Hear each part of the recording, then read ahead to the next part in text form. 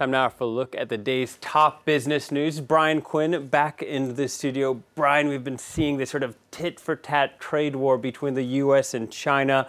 Now the French Prime Minister on a visit in China.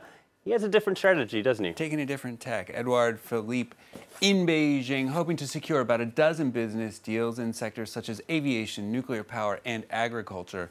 Well, France wants to rebalance trade with China by bringing down its trade deficit. But unlike the Trump administration, Philippe says Paris will not use confrontational measures to do so, but will encourage more trade instead. Shirley Sitbon reports. 5 months after Emmanuel Macron, Edouard Philippe sits across from Xi Jinping to finish the job the French president started, bringing big business deals back to their country. The timing is perfect. The U.S. attempt to balance trade through tough measures and tariff hikes may give France better chances at clinching deals. Its own trade deficit with China stands at 30 billion euros.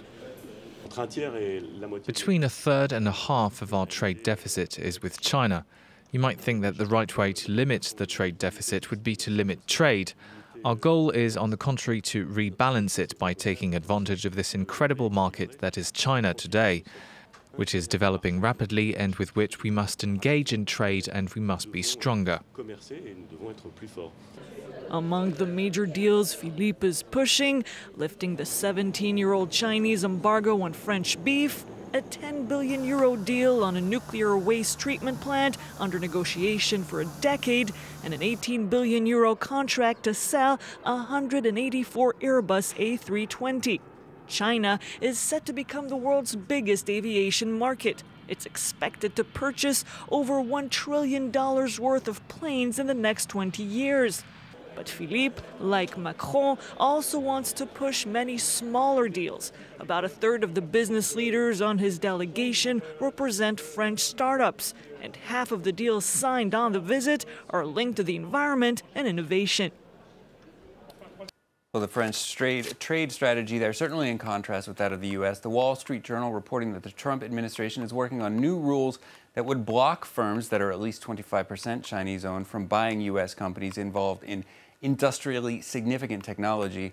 The U.S. also planning to block additional tech exports to China. Their aim apparently to stifle Beijing's Made in China 2025 plan for the country to become a global leader across the tech spectrum. Earlier, France 24 spoke to Stephen Innes, head of Trading Asia at Owanda, about what that could mean for the markets.